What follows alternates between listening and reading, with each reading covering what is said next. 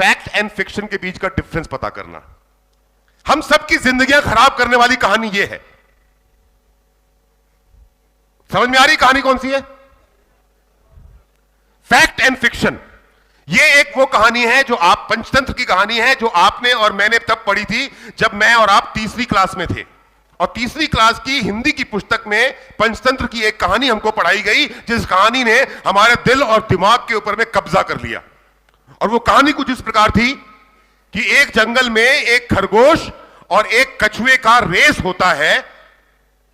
और जब वो रेस शुरू होता है तो खरगोश ये सोचकर कि कछुआ तो बहुत धीरे धीरे चलने वाला है, रास्ते में कहीं बीच में आराम करने लग जाता है और कछुआ धीरे धीरे धीरे रेस जीत जाता है।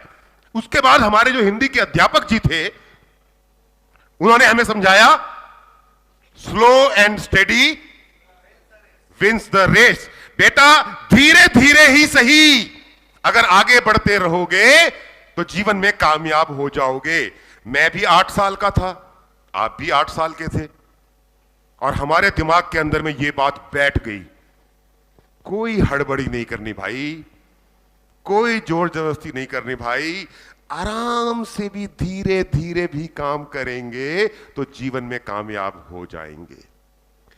ये जब पंचतंत्र की कहानी लिखी गई थी आज से 150, 200, 300 पता नहीं कितने 100 साल पहले, तब के जमाने के हिसाब से सही थी ये कहानी, क्योंकि तब लोग बैलगाड़ी से चला करते थे, साइकिल भी नहीं हुआ करती थी, पैदल एक जगह से दूसरी जगह जाया करते थे।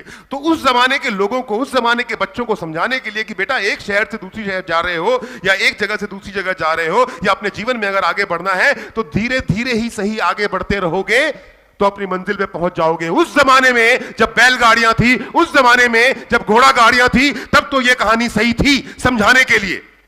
पर क्या यह कहानी आज के जमाने पे कहीं पे भी फिट बैठती है? जब आज रॉकेट का जमाना है, आज बुलेट ट्रेन का जमाना है, आज फ्लाइट्स का जमाना है, तो क्या उस जमाने में अगर बोला जाए कि slow and steady wins the race, तो सच होगा या गलत होगा? पर इस एक कहानी ने न जाने कितने लोगों की जिंदगियां खराब कर दी। अब मैं आपसे फैक्ट पूछता हूं, एक सवाल पूछता हूं, इज इट पॉसिबल, अगर उस पंचतंत्र की कहानी को हम छोड़ दें, तो is it possible ever in life, जीवन में कभी भी क्या यह संभव है कि एक खरगोश और एक कछुए का अगर रेस हो, इज इट पॉसिबल कि कछुआ जीत सकता है? हां या ना बताइए, क्या जीत सकता है? और वही सुबोध सर बोल रहे थे, अगर आप रूट प्योर के अंदर में कछुआ बन के रहेंगे। सुबोध सर की नीयत बहुत साफ है, संजय सर, प्रवीण सर की नीयत बहुत साफ है। उन्होंने एक ऐसी कंपनी बनाई जहां पे फास्ट मूवर भी पैसा कमाएगा, जहां पे स्लो मूवर भी पैसा कमाएगा।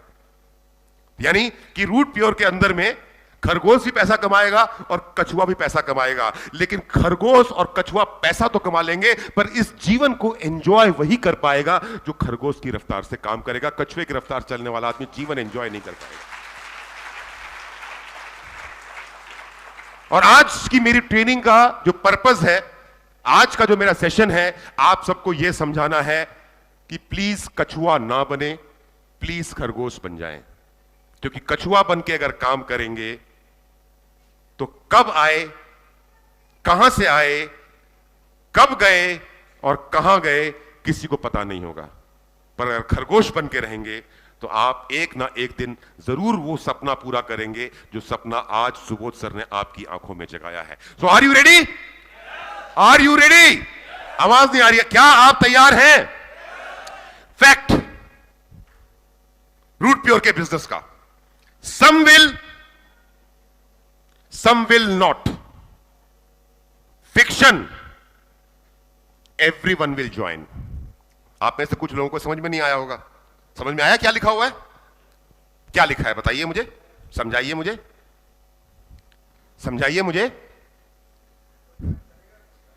कोई ज्वाइन करेगा, कोई ज्वाइन नहीं करेगा। और हमने मन में, सच ये है कि आपके इस रूट प्योर के बिजनेस को कुछ लोग ज्वाइन करेंगे और कुछ लोग ज्वाइन नहीं करेंगे, पर आपने अपने मन में यह सोच बना रखी है कि सभी को रूट प्योर का बिजनेस ही ज्वाइन करना चाहिए।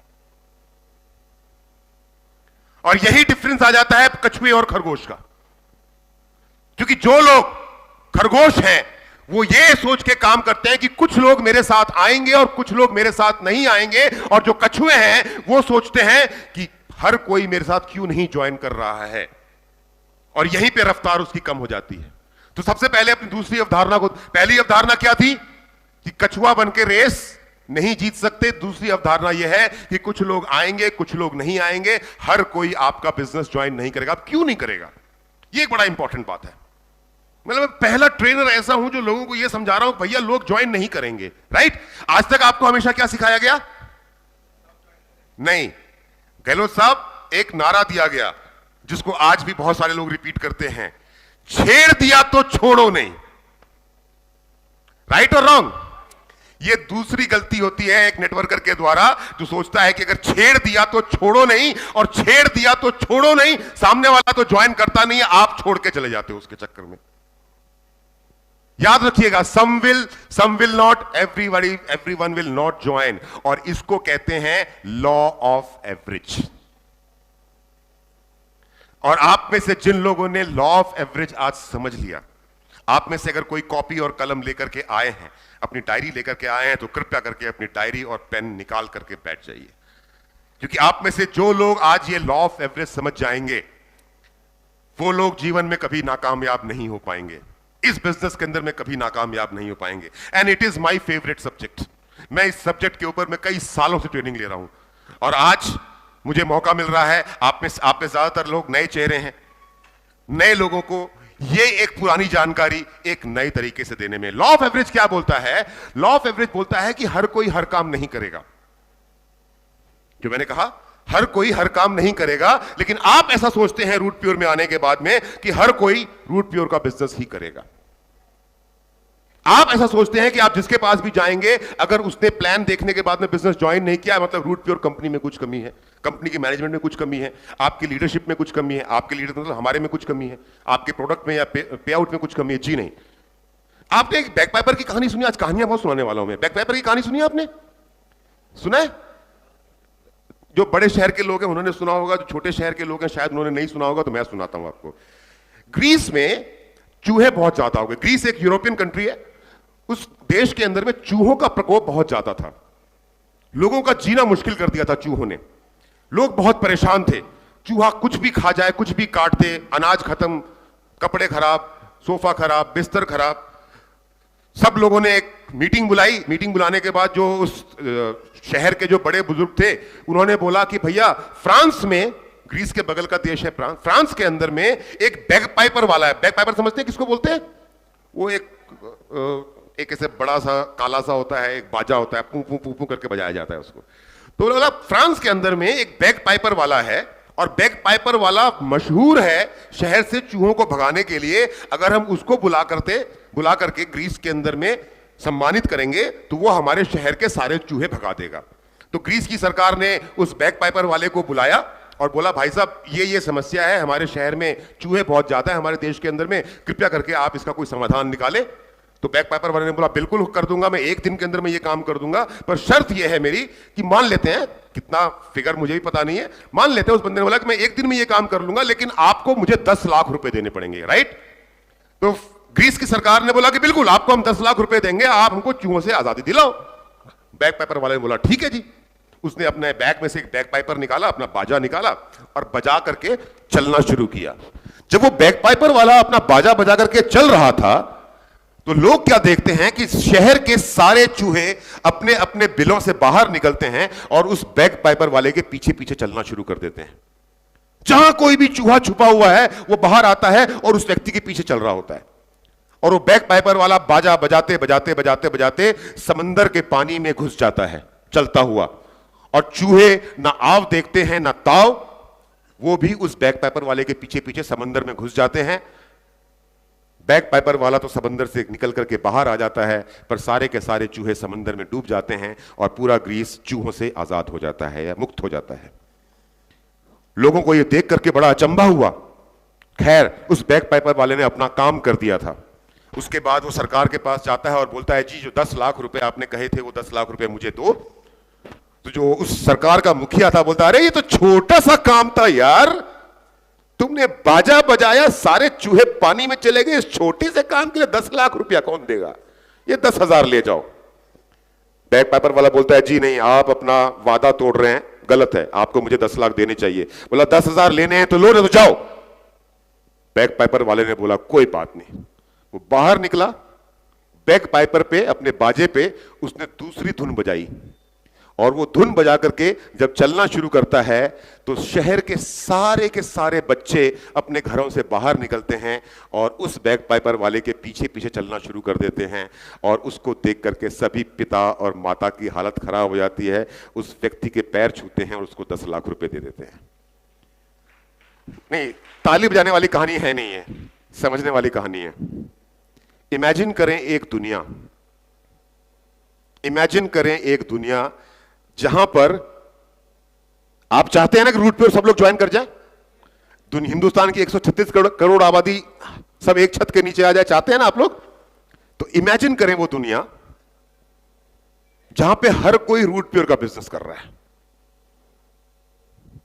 और 6 महीने के बाद, नहीं तो 1 साल के बाद, नहीं तो 2 साल के बाद, नहीं तो 5 साल के बाद हर कोई रूट प्योर का डायमंड बन जाएगा। अगर हिंदुस्तान में हर कोई रूट प्योर का बिजनेस कर रहा है तो 2, 4, 5 साल के अंदर में तो हर कोई डायमंड बनेगा, नहीं बनेगा?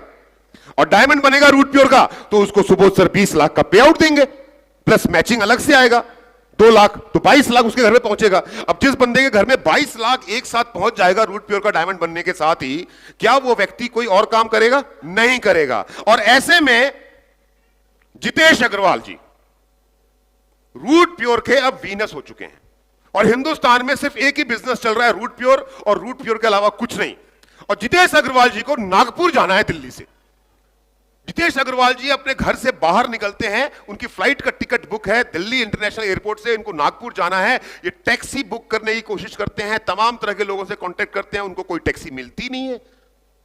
क्यों नहीं मिलती टैक्सी इनको? क्योंकि हर कोई तो रूट प्योर का डायमंड है ना जितेश जी। फिर जितेश जी जाते हैं एक बस में, डीटीसी की बस में जाते हैं, क्योंकि डीटीसी लाल वाली बस भी एयरपोर्ट तक छोड़ती है। उस बस में जाते हैं, देखते हैं बस के अंदर में 2, 4, 5 लोग तो बैठे हैं, पर बस में ड्राइवर ही नहीं है। क्यों नहीं है ड्राइवर? रूट प्योर का डायमंड बनना है उसको।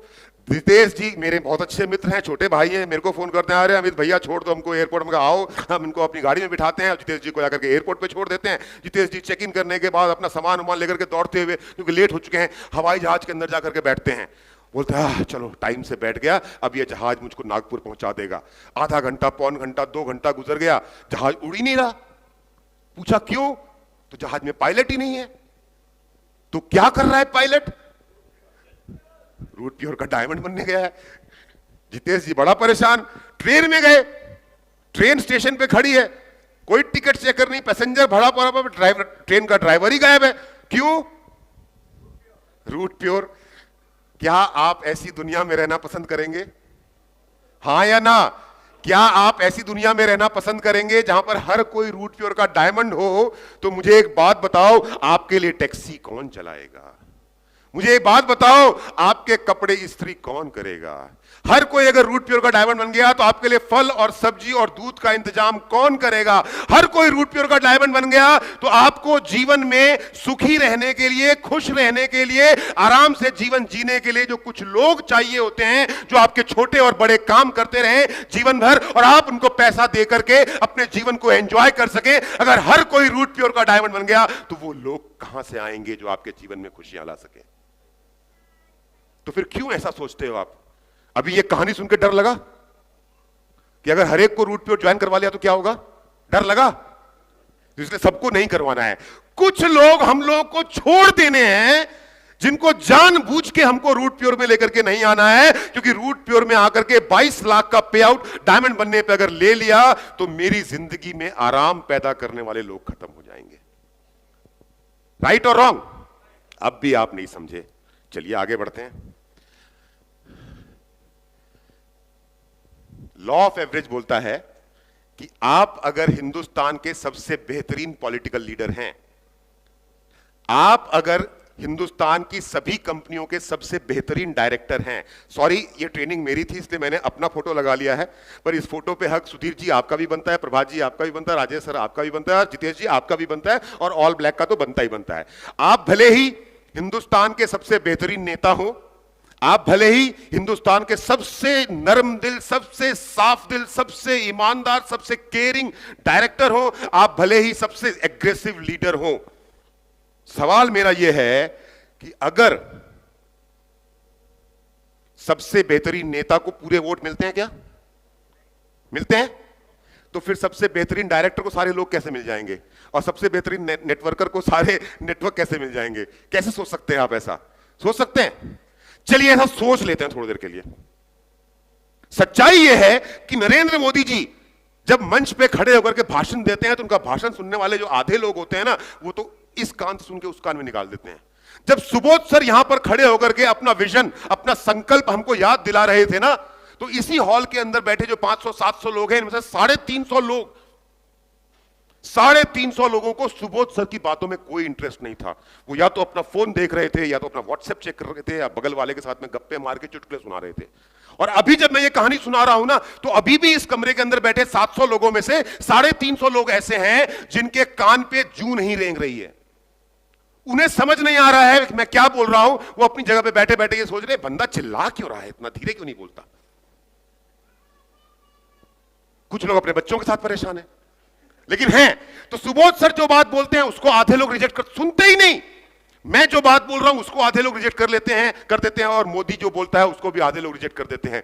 बाई चांस ऐसा हो जाए, क्योंकि आप तो चाहते हो कि सभी रूट प्योर में आ जाएं, तो बाई चांस ऐसा हो जाए कि अगर हिंदुस्तान में हर आदमी नरेंद्र मोदी को वोट देना शुरू कर दे, चाहिए ऐसा देश? बोलिए जी, क्या ऐसा देश चाहिए जिसमें सिर्फ और सिर्फ वोट आप किसी को, देखो वो कांग्रेसी हो या आम आदमी पार्टी वाले हो, जब वो हार जाते हैं तो बोलते हैं भाई बटन कोई भी दबाओ जाता फूल को, वो अलग बात है। पर फैक्ट ये है कि अगर बाई चांस इस देश में ऐसा हो गया कि कोई बंदा किसी और को वोट नहीं दे सकता है, सिर्फ बीजेपी को वोट देगा, तो ये देश में लोकतंत्र रहेगा या तानाशाही हो जाएगी? तानाशाही। आप चाहते हैं तानाशाह के साथ रहना? चलिए, अगर हर व्यक्ति रूट प्योर ही ज्वाइन कर ले, तो भैया जो बाकी की 456 कंपनियां, उनका क्या होगा? उनके नेटवर्कर कैसे पलेंगे बढ़ेंगे? चलो ये भी ठीक है, रूट प्योर ज्वाइन कर ले सब कोई, लेकिन रूट प्योर में भी सब लोग आकर के टीम अमित मिश्रा में ही ज्वाइन करेंगे, जितेश जी कहीं और ज्वाइन नहीं करेगा, तो कैसा रहेगा ये बताओ? चलेगा घर किसी का? नहीं ना। इसीलिए कुछ जितेश जी के पास जाएंगे, कुछ प्रभात जी के पास जाएंगे, कुछ सुधीर जी के पास जाएंगे, कुछ राजेश जी के पास जाएंगे, कुछ मनोज शर्मा जी के पास जाएंगे, और कुछ दूसरी कंपनियों में जाएंगे, और कुछ लोग कभी कुछ नहीं करेंगे। इस चीज के लिए आपको मेंटली प्रिपेयर रहना है। तो लॉ ऑफ एवरेज ये बोलता है कि जब भी कोई बात आप बोले, अच्छी या खराब, आप कितने भी अच्छे वक्ता हो, आप कितने भी खराब वक्ता हो, अभी सुबोध सर ने जो बातें बोली वो क्या हम सब के लिए अगर देखा जाए तो एक गुरु का उपदेश तो नहीं करूंगा, गुरु का एक क्या बोलते हैं भविष्यवाणी थी कि नहीं थी हमारे लिए? हम सबके गुरु हैं सुबोध सर, और सुबोध सर अगर मंच से आकर के ये बात बोल रहे हैं कि 1 साल के अंदर आप सभी के सभी लोग अपनी अपनी कारों में जरूर आए, तो क्या वो हमारा अच्छा चाह रहे हैं या बुरा चाह रहे हैं? जवाब दीजिए, अच्छा या बुरा? लेकिन उसके बावजूद भी कुछ लोग यहां पर ऐसे बैठे हैं जो जीवन में कभी कार नहीं खरीदेंगे। बुरा मत मानिएगा मेरी बात का, पर सच्चाई यही है। और अगर मैं सच का सामना आपसे नहीं करवाऊंगा तो शायद मैं अच्छा कोच नहीं कहलाऊंगा। मैं जो बातें समझा रहा हूं वो भी आपने सुने। तो लॉ ऑफ एवरेज ये बोलता है कि आप चाहे अच्छी बात बोलें चाहे बुरी बात बोलें, आधे लोग आपको रिजेक्ट कर देंगे, सुनेंगे नहीं आपकी बात। लेकिन आप ये बात जानने के बाद, समझने के बाद, यहां से कमरे से बाहर निकलने के बाद में भी जब अपना बिजनेस प्लान किसी को दिखाने जाते हैं, जब अपना आइडिया किसी के साथ में शेयर करने जाते हैं, और किसी ने गलती से, एक आदमी ने भी आपको अगर मना कर दिया है, तो आप ऐसी हाई तौबा मचाते हैं, ऐसी हाई तौबा मचाते हैं कि दुनिया ही खत्म हो गई हो। लॉ ऑफ एवरेज ये बोलता है कि सम विल, ये 4SW का फॉर्मूला लिख लीजिए, अपनी टीम को सिखाइएगा भी। SW 4SW का फॉर्मूला है। ये क्या बोलता है? Some will, some won't, so what, someone is waiting. कुछ करेंगे, कुछ नहीं करेंगे, क्या फर्क पड़ता है? कुछ लोग इंतजार कर रहे हैं, पर हमारी गाड़ी रुक जाती है सम वोंट पे। जब तक हमको वो सम विल मिलता है, ज्वाइनिंग मिलती रहती है, खुश, एग्री, ओके, डन। लेकिन जैसे ही किसी ने मना किया, इनको भूल जाते हैं हम। हिंदुस्तान की 136 करोड़ की आबादी को एक आदमी की नाम में समेट के खत्म कर देते हैं। क्या एक आदमी के ना करने से 136 करोड़ लोगों ने ना बोल दिया? आपको बोल दिया क्या? नहीं। ये फॉर्मूला याद रहेगा आपको। सम विल, बोलिए मेरे साथ, सम विल, सम वोंट, जोर से, some will, some won't, so what, someone is waiting. अब हिंदी में बोलेंगे और जोर से आवाज चाहिए मुझको, नहीं तो यही ट्रेनिंग खत्म कर दूंगा मैं। चाहते हो आप मैं खत्म कर दूं? तो हिंदी में जोर से बोलना है मेरे साथ। कुछ करेंगे, कुछ नहीं करेंगे, क्या फर्क पड़ता है? कुछ इंतजार में बैठे हैं। याद रहेगी ये बात? चलिए अब मैं आपको एक कहानी के माध्यम से सुनाता हूं। यह कहानी है एसके तिवारी जी की। एसके, एक बार खड़े हो जाना। आज से 10 साल पहले इस कहानी को मैं अपने नाम से सुनाया करता था, लेकिन अब क्योंकि मेरी उम्र 50 साल की हो गई तो अब यह कहानी हो गई एसके तिवारी जी की। बैचलर भी हैं, हैंडसम भी हैं, स्मार्ट भी हैं, है ना? है कि नहीं? ताली बजा दो फिर एसके के लिए, मेरे छोटे भाई के लिए। और एसके आप बैठ जाइए। ये एसके तिवारी जी की कहानी है। एसके तिवारी जी ने रूट प्योर का बिजनेस करना शुरू किया, बिल्कुल नया नया। नेटवर्क मार्केटिंग का, डायरेक्ट सेलिंग का इनको कोई आइडिया नहीं।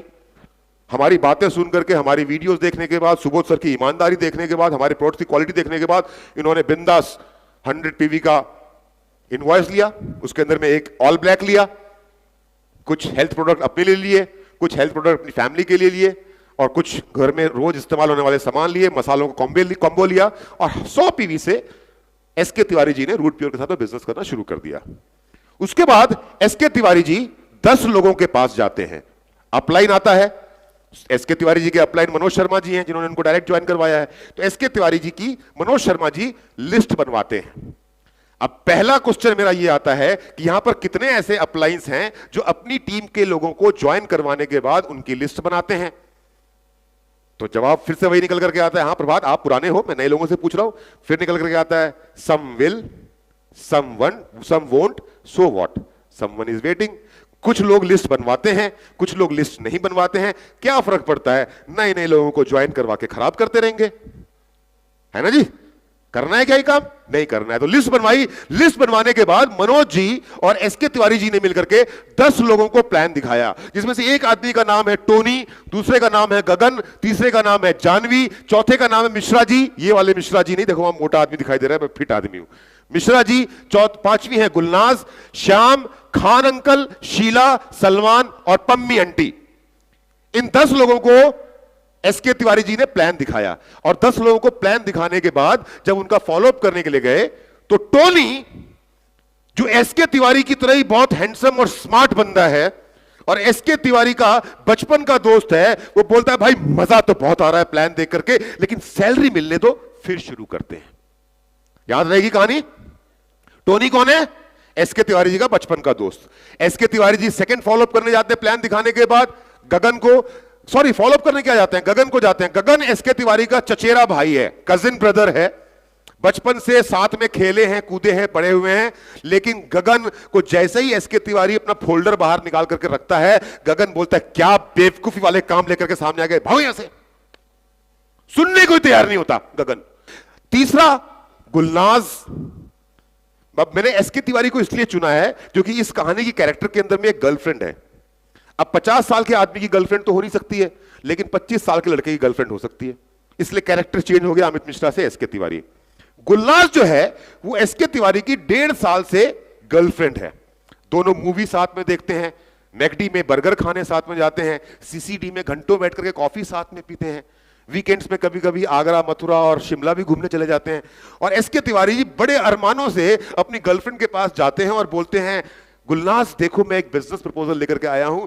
तो गुलनाज, सॉरी जानवी शर्माते हुए बोलती है पहले मुझे गिफ्ट देने के लिए पैसे कमा लो, उसके बाद बात करना। एसके तिवारी जी को बड़ा बुरा लगा। किसने मना कर दिया? गगन ने, जो इनका चचेरा भाई। जानवी जो इनकी गर्लफ्रेंड है 1.5 सालों से, तमाम 50,000 से लाख रुपए तक के गिफ्ट दे चुके हैं, लेकिन वो 25 पीवी से ज्वाइन करने को तैयार नहीं हो रही है। बड़ा बुरा लगता है इनको। कहानी आगे बढ़ती है, जाते हैं मिश्रा जी के पास। मिश्रा जी का क्योंकि वजन बढ़ा हुआ है, उनको थोड़ी सी लीवर की भी समस्या है, रात को नींद नहीं आती है, शरीर में कमजोरी आ गई, रिटायर आदमी है। तो मिश्रा जी एसके को बोलते हैं, तुम्हारे प्रोडक्ट्स तो मेरे काम के लग रहे हैं, क्या कुछ सैंपल मिल सकता है 2-4 ट्राई करने के लिए? तो एसके बोलते हैं, नहीं सर, हम सैंपल नहीं दे सकते, आप ऑर्डर करोगे पूरा का पूरा प्रोडक्ट आएगा। बोले सैंपल देते तो मैं चेक कर करके बताता कि मेरे को फायदा हो रहा है नहीं हो रहा है। एसके जी बोलते हैं, सर ये आयुर्वेद है, इसका तो कोई साइड इफेक्ट ही नहीं है, फायदा ही होना है, नुकसान तो कुछ हो नहीं सकता। बहुत समझाने की कोशिश करते हैं। तो मिश्रा जी बोलते हैं, ठीक है, मैं आपको सोच के बताऊंगा, लेकिन फिलहाल अभी ना है मेरी। चलिए जी आगे बढ़ते हैं। गुलनाज वो बैंक में कैशियर है, बैंक में कैशियर है। तो जो बैंक का, कोई बैंक का एम्प्लॉय तो नहीं बैठा यहां पे? अगर बैठा भी है तो मेरी बात का बुरा मत मानिएगा। तो बैंक के जो कैशियर होते हैं ना, जब गड्डी निकाल करके नोट ऐसे गिन के सामने वाले को देते हैं, तो उनको कुछ समय के बाद में ना ये फीलिंग मन में आ जाती है कि वो पैसा जो बैंक का उठा करके ग्राहक का पैसा ग्राहक को वापस कर रहे हैं, वो अपनी जेब से दे रहे हैं। वो अपने आप को उस पैसे का मालिक समझना शुरू कर देते हैं। आप ये नोट करिएगा, खास करके जो टेलर काउंटर पे लोग होते हैं। अब गुलनाज क्योंकि बैंक में टेलर काउंटर पे रहती है, कैशियर है, तो जब एसके जी उनके पास गए, जैसे ही खोला, बोला प्लीज एक्सक्यूज मी, ये अपने स्टैंडर्ड का काम नहीं है, मैं रोज लाखों करोड़ों देखती हूं, ये क्या चिंदी चोर 1000 रुपया पैर दिखा रहे हो मुझको, चलो get lost. SK Tiwari ji बड़ा परेशान हो गए। श्याम के पास गए। श्याम एक 20 साल का लड़का है जो खूब कुछ दौड़ता भागता है, मनोज शर्मा की तरह बॉडी बनाता है, ये करता है। शाम को जब वो प्लान दिखाते हैं तो शाम बोलता है कि एसके भैया बढ़िया तो सब कुछ लग रहा है, लेकिन आपको पता है कि मेरी तो कोई कमाई है नहीं, शाम को पापा को ऑफिस से आ जाने दो, उनसे पैसे लेकर के शुरू करता हूं। एसके जी खुश। खान अंकल एसके जी के पिताजी के बचपन के मित्र, जैसे ही खान अंकल को अपनी गोद में खिलाया हुआ है, एसके तिवारी जी को बचपन में गोद में खिलाया हुआ है, लेकिन जैसे ही एसके तिवारी जी खान अंकल के पास में बिजनेस प्लान लेकर के जाते हैं, खान अंकल बोलते हैं, इस उम्र में मेरे साथ मजाक क्यों कर रहे हो, रुको अभी तुम्हारे पापा को बताता हूं कैसे फालतू कामों में लग गया लड़का बड़ा होकर के। एसके तिवारी जी मायूस हो जाते हैं। आगे जाते हैं। शीला मॉडलिंग है, मॉडल है, सॉरी मॉडलिंग करती है और अपने आप को फिट एंड खूबसूरत बनाकर रखती है हमेशा।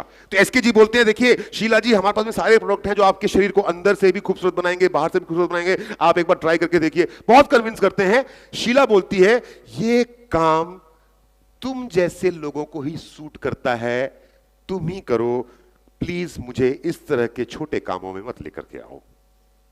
सुना है ना ऐसा आपने बोलते हुए लोगों को? तो शीला ने यही बात एसके जी को बोल दी। अब ये कहानी एसके तिवारी की चल रही है, लेकिन ये कहानी हम सबकी है। मैंने ये कहानी आज से 13 साल पहले झेली है, आप आज झेलेंगे इसको या झेल रहे होंगे। सलमान, ये एक आईटी प्रोफेशनल है, पढ़ा लिखा इंजीनियर है। ये बोलता है प्लान देखने के बाद कि सोचने का समय चाहिए, मैं जल्दबाजी में कुछ नहीं करना चाहता। अच्छा, मैंने जितनी भी बातें बताई, क्या फील्ड में हमको ऐसी बातें सुनने को मिलती है? ऐसा ही होता है ना, 19-20 फर्क आता होगा, पर कहानियां तो यही होती है सबकी। फिर लास्ट में पम्मी आंटी, 2 बच्चे हैं उनके, स्कूल उनको भेजने के बाद पूरा दिन खाली बैठी रहती हैं, करने को कोई काम नहीं है। पम्मी आंटी को जाकर के एसके तिवारी जी प्लान दिखाते हैं। पम्मी आंटी बोलती, वाह, खाली समय का उपयोग करने के लिए मुझे बहुत सही काम लग रहा है, मैं पक्का करूंगी। एसके भैया, शाम को जैसे ही आते हैं मेरे पति देव, एक बार फिर से आना, उनको भी समझाना, और फिर मैं ये करती हूं, मैं तो खोज ही रही थी कुछ काम करने के लिए।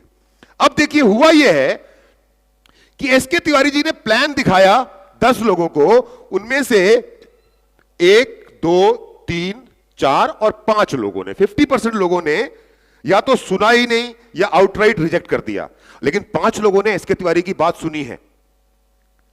यही है ना स्क्रीन पे।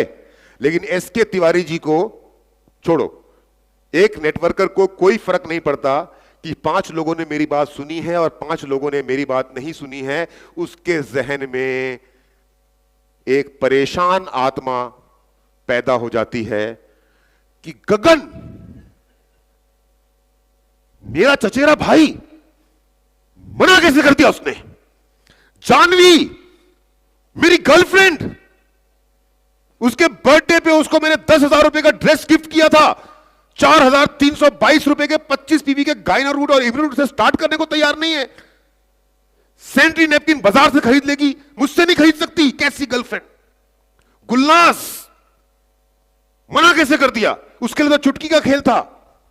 खान अंकल तो डंडा लेकर के मेरे पीछे आ गए, और शीला तो मेरी बेइज्जती कर दी, बोला तुम छोटी औकात के आदमी हो।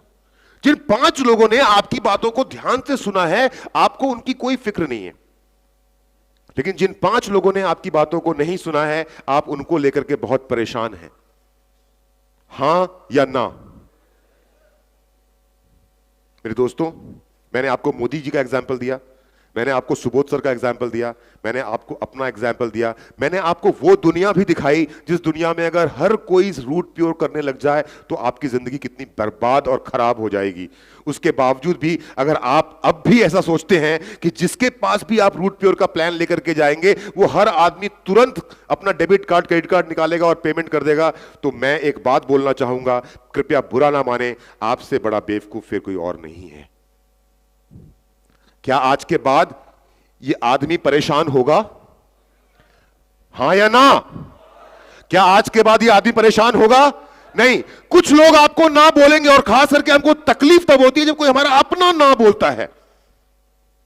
जब मेरे को मेरे चचेरे भाई ने ना बोल दिया, जब मेरे को मेरी गर्लफ्रेंड ने ना बोल दिया, जब मेरे को मेरे खान अंकल ने ना बोल दिया, तो तकलीफ होती है, कोई बात नहीं। पर लॉ ऑफ एवरेज बोलता यही है, औसत का नियम बोलता यही है कि चाहे आप अच्छी बात करें चाहे बुरी बात करें, चाहे आप अच्छे आदमी हो या बुरे आदमी हो, चाहे आपकी इंटेंशंस अच्छी हो या बुरी हो, चाहे आप अच्छा बोलते हो या बुरा बोलते हो, पर जो भी बात आप बोलोगे, सुनते ही आधे लोग आपकी बातों को रिजेक्ट कर देंगे। जिन लोगों ने ना किया उनको थोड़ा सा गैप दीजिए और फोकस कीजिए किनके ऊपर? टोनी पे, मिश्रा जी पे, श्याम पे, सलमान पे और पम्मी आंटी पे। लेकिन अमित मिश्रा कितना भी समझा ले, जिन लोगों ने आपका पूरा प्लान देखा है, जिन लोगों ने आपका पूरा प्लान समझा है, वो आपको नजर ही नहीं आते, क्योंकि लोगों की 2 या 4 और 5 लोगों की ना ने आपकी आंख के ऊपर पट्टी बांध दी है, और वो पट्टी को आप उतारने को तैयार नहीं होते। जिन्होंने पूरा प्लान देखने के बाद में आपके फॉलो अप का वेट कर रहे हैं, वो लोग जो कुछ सवाल पूछना चाहते हैं आपसे, वो आपको दिखता ही नहीं है, क्योंकि आपके आंख के ऊपर में ना की पट्टी बनी हुई है। नो, अरे नो नो नो, रात को नींद नहीं आ रही, चैन नहीं आ रहा, रूट प्योर, ओहो गलत जगह आ गया मैं, नहीं नहीं, सुबोध सर जो बोलते हैं वो गलत बोलते हैं, अमित मिश्रा जो बोलते हैं गलत बोलते हैं, जितेश जो बोलते हैं वो गलत बोलते हैं, सुधीर जी जो बोलते हैं गलत बोलते हैं, नहीं प्रभात बिल्कुल गलत बोलता है, मनोज शर्मा, सब दुनिया खत्म हो गई। क्या बचा इस दुनिया में? कुछ नहीं बचा, खत्म हो रही है दुनिया मेरी, क्योंकि कुछ लोगों ने आपको ना बोल दिया है, और उस ना की पट्टी में आपको वो लोग दिखते नहीं है। क्या हमें ये पट्टी उतारनी चाहिए? पट्टी हम उतार देते हैं, लेकिन उसके पहले औसत के नियम का पहला सिद्धांत लिख लीजिए। Out of 10 people 5 will reject you immediately. याद रहेगा सबको? प्रभात, कितने लोग मना कर देंगे? 5 लोग, 50%। अगर आपने 4 लोगों को प्लान दिखाया तो 2 लोग, अगर आपने 5 को प्लान दिखाया तो 2 या 3 लोग। सबको याद रहेगा ये लोग? इस चीज के लिए अपने आप को मेंटली प्रिपेयर रखिए हमेशा। अगर आप इस चीज के लिए अपने आप को मेंटली प्रिपेयर रखेंगे तो आपको दिक्कतें कम आएंगी। अब आगे बढ़ते हैं। अब आप हैं, अब आपको 5 लोगों का फॉलोअप करना है, क्योंकि 50% लोगों को रिजेक्ट कर दिया, अब 5 लोगों को ज्वाइन करवाना है। तो अब आप जाते हैं इन 5 लोगों के पास में। तो इसमें से श्याम जो पापा से पैसे लेने वाला था, और मिश्रा जी जो अपनी सेहत को ठीक करने वाले थे, जब आप फॉलोअप के लिए गए तो बोलते भाई माफ कर दो, हमसे नहीं हो पाएगा, माफ कर दो, माफ कर दो, नहीं नहीं आपकी कंपनी बहुत अच्छी है, आपके प्रोडक्ट बहुत अच्छे हैं, लेकिन हम नहीं कर पाएंगे। कारण? कारण क्या है? हाँ जी, नहीं, लॉ ऑफ एवरेज नहीं है, क्योंकि इस दुनिया में 20% लोग ऐसे हैं इस पूरी पृथ्वी पे, चाहे हिंदुस्तान हो, चाहे पाकिस्तान हो, चाहे अमेरिका हो, चाहे चीन हो, हर देश की आबादी में 20% लोग ऐसे हैं जिनके जीवन में उनके सपने ही नहीं है। वैसे ही इस हॉल के अंदर भी 20% लोग ऐसे बैठे हुए हैं जो यहां पर आकर के बैठे क्यों हैं यह भी उनको पता नहीं है। बुरा मत मानिएगा, क्योंकि अगर सच नहीं बोलूंगा तो सच का सामना कैसे होगा? राइट और रॉन्ग? तो इस दुनिया में 20% लोग ऐसे हैं जिनके कोई सपने नहीं है। इस हॉल के अंदर में 20% लोग ऐसे बैठे हैं जिन्हें पता ही नहीं है कि वो यहां पर आकर के बैठे क्यों हैं, वो रूट प्योर में करने क्या आए हैं।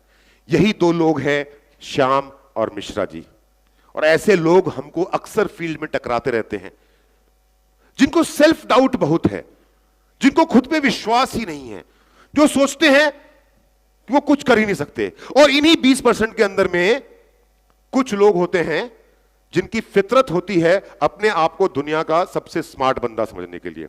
और ऐसे लोग आपको चबूतरों पे बैठे हुए, चाय की टपरी पे बैठे हुए, सिगरेट की दुकान पे बैठे हुए, गांव की चौपाल में बैठे हुए बड़े मिलते हैं, जो वहीं पे अपने कुर्ते और पजामे में, हाफ पैंट और टी शर्ट में, जीन्स और टी शर्ट पहने हुए मोदी में कमियां निकाल रहे होते हैं, केजरीवाल में कमियां निकाल रहे होते हैं, इंडियन रेलवे में कमियां निकाल रहे होते हैं, इंडियन इकोनॉमी में कमियां निकाल रहे होते हैं। और अगर सुबोध सर को पर्सनली जानते हैं या रूट प्योर का नाम सुना हुआ है तो सुबोध सर में कमियां निकाल रहे होते हैं। और अगर मुझे जानते हैं तो मुझे तो खुल खुल के गरिया रहे होते हैं, क्योंकि मेरे साथ में दो ही तरह के लोग होते हैं। एक आदमी वो होता है जो मुझसे बेइंतहा मोहब्बत करता है, और दूसरा मेरे साथ मुझको जानने वाले वो लोग हैं जो मुझसे बेइंतहा नफरत करते हैं। बीच का रास्ता है ही नहीं अपना, या तो प्यार है या तो नफरत है। तो सुबोध सर, तो ऐसे कुछ लोग मिलते हैं ना सर, जो दूसरों में किसी कमियां निकालते हैं, तो ये वो लोग हैं 20% लोग।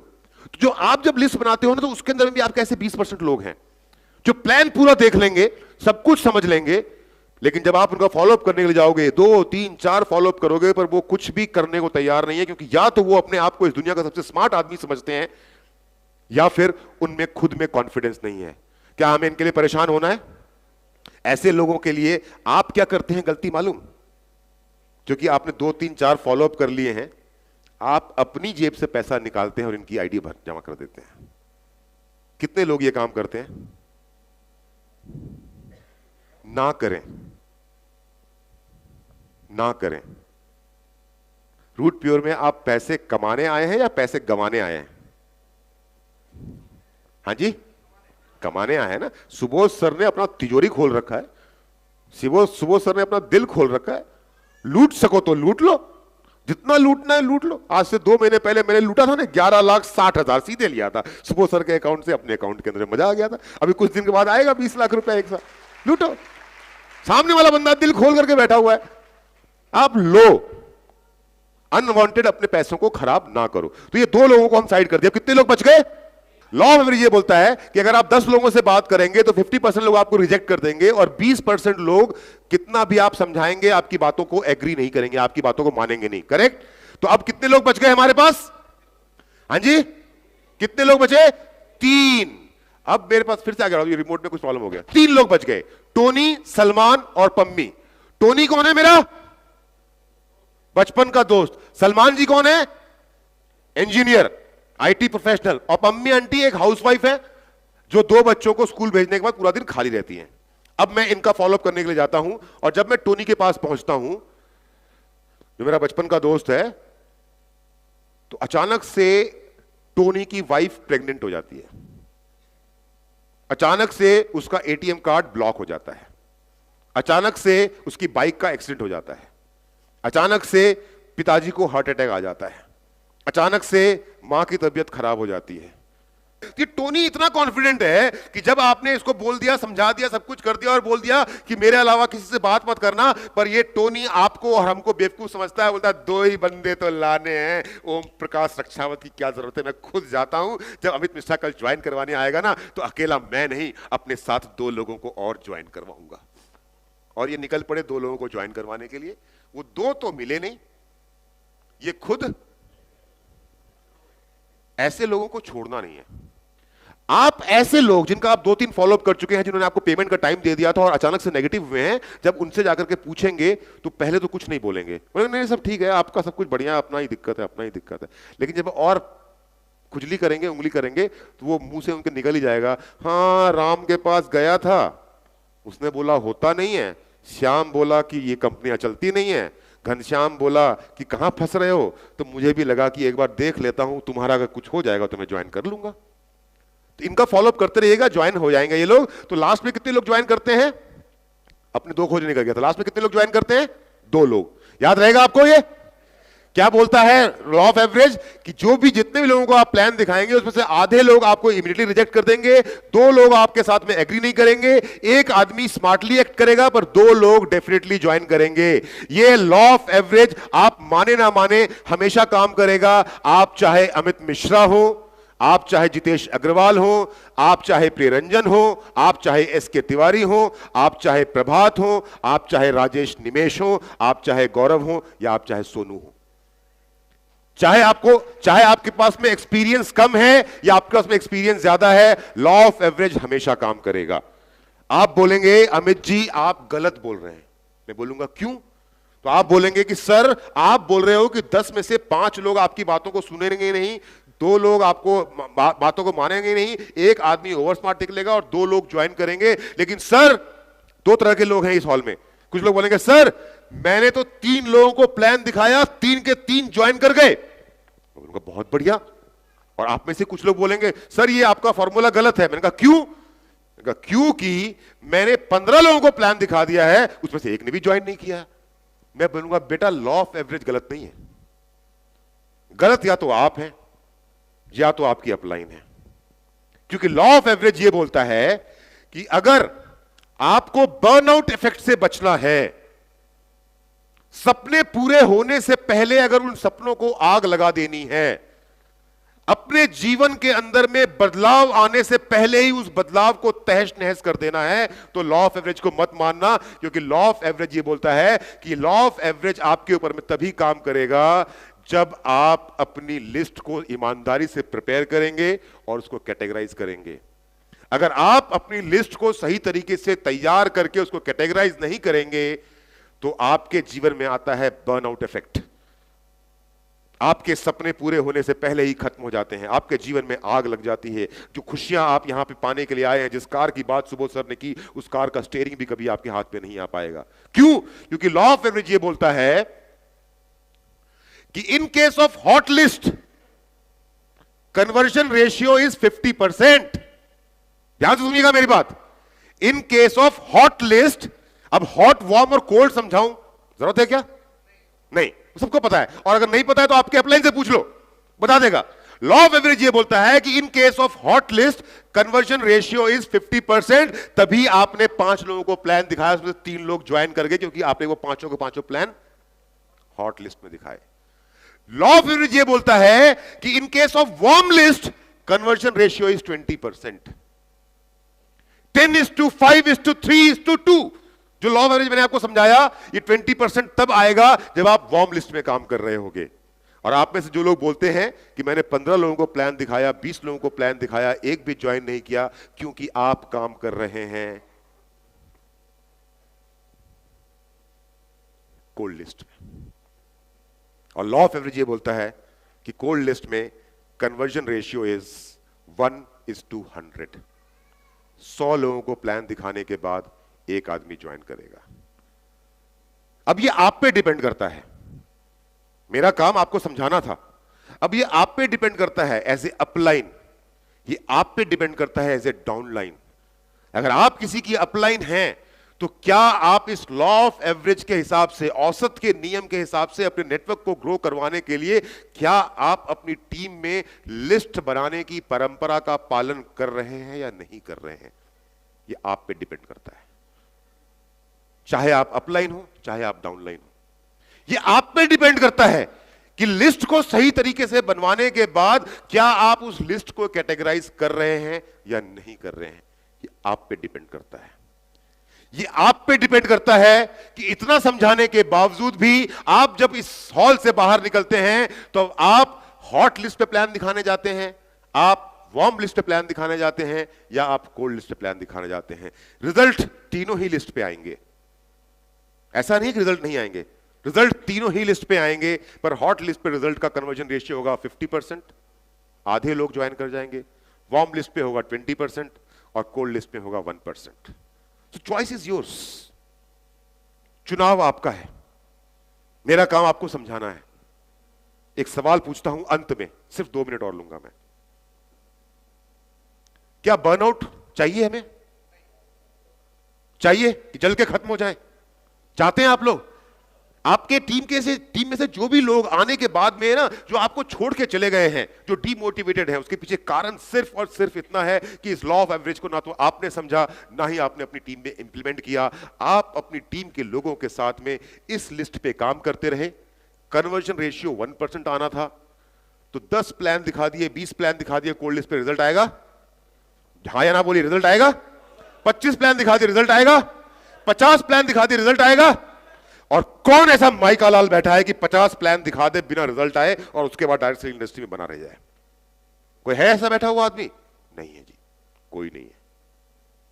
और यही एक कारण है, इस समझ के ना होने के कारण ही आपकी टीम के बहुत सारे लोग आपका साथ छोड़ देते हैं कि अगर आप ये सिस्टम फॉलो नहीं करेंगे, लॉ ऑफ एवरेज को नहीं समझेंगे, तो जो सपना सुबोध सर आपके लिए देखते हैं, जो सपना मैं, एक बड़ा भाई और एक अपलाइन, कुछ लोगों के लिए बड़ा भाई हूं, कुछ लोगों के लिए अपलाइन हूं, तो सुबोध सर हमारे परिवार के मुखिया के रूप में जो सपना आपके लिए देखते हैं, एक बड़े भाई और अपलाइन के रूप में जो सपना मैं आपके लिए देखता हूं, उस सपने की आधारशिला, उस सपने की बुनियाद लॉ ऑफ एवरेज है।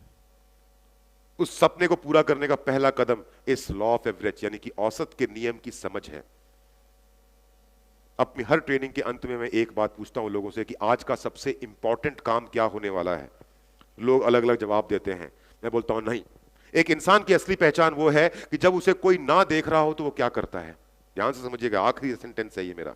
एक इंसान की असली पहचान क्या है? तो एक इंसान की असली पहचान है कि जब उसे कोई ना देख रहा हो तो वो क्या करता है। यहां पर तो आप मेरी नजरों के सामने हैं, तो यहां तो आप मेरी हर बात पे हां में हां मिला रहे हैं, पर आपकी असली पहचान तब होगी जब ये इवेंट खत्म हो जाएगा। और इस इवेंट के खत्म होने के बाद आप उस दरवाजे से बाहर जाएंगे। उस दरवाजे से बाहर जाने के बाद आप अपने घर में पहुंचेंगे, और घर में पहुंचने के बाद जो बातें मैंने आपको समझाने की कोशिश की एक कहानी के रूप में, कुछ एग्जाम्पल्स के रूप में, उसको इंप्लीमेंट आप अपनी टीम में करते हैं या नहीं करते हैं, वो आज का सबसे इंपॉर्टेंट काम होने वाला है। यहां से बाहर जाने के बाद आप लोगों ने, जिन लोगों ने सोचा उफ 6 घंटे थक गया, आराम करता हूं, कल करूंगा, नहीं बदलाव होगा। पर इस आरओएस के खत्म होने के बाद, अपने घर पहुंचने के बाद आप अपनी लिस्ट निकालते हैं, अपने टीम के 5 लोगों को बिठाते हैं, और 5 लोगों को बिठाने के बाद में उनकी लिस्ट पे काम करना शुरू कर देते हैं, उसकी लिस्ट को कैटेगराइज करते हैं, और लॉ ऑफ एवरेज, औसत के नियम को समझ करके कल सुबह से फील्ड में लग जाते हैं। तो आज और अभी और आज के ही दिन आप अपने करियर का, अपने रूट प्योर के सफर का, अपने रूट प्योर में कीर्तिमान बनाते हुए नाम का सबसे इंपॉर्टेंट नींव का पत्थर आज शाम को ही आप रख देंगे। और मैं उम्मीद करता हूं कि आज शाम आप सभी यहां से निकलने के बाद वही काम करेंगे जो काम मैं आपसे चाहता हूं कि आप करें। क्यों? क्योंकि सुबोध सर भी चाहते हैं कि आप उन्नति करें, और मैं भी चाहता हूं कि आप उन्नति करें, और वो ईश्वर भी चाहता है कि हम उन्नति करें। क्योंकि अगर ईश्वर नहीं चाहता होता तो 1 साल में रूट प्योर ने बुलंदियों के इतने बड़े बड़े झंडे गाड़े नहीं होते। Thank you very much, God bless you all, and thank you Subodh sir, thank you lot sir, आपने इतनी शानदार कंपनी, इतना शानदार मौका दिया, बहुत बहुत धन्यवाद आप सभी के।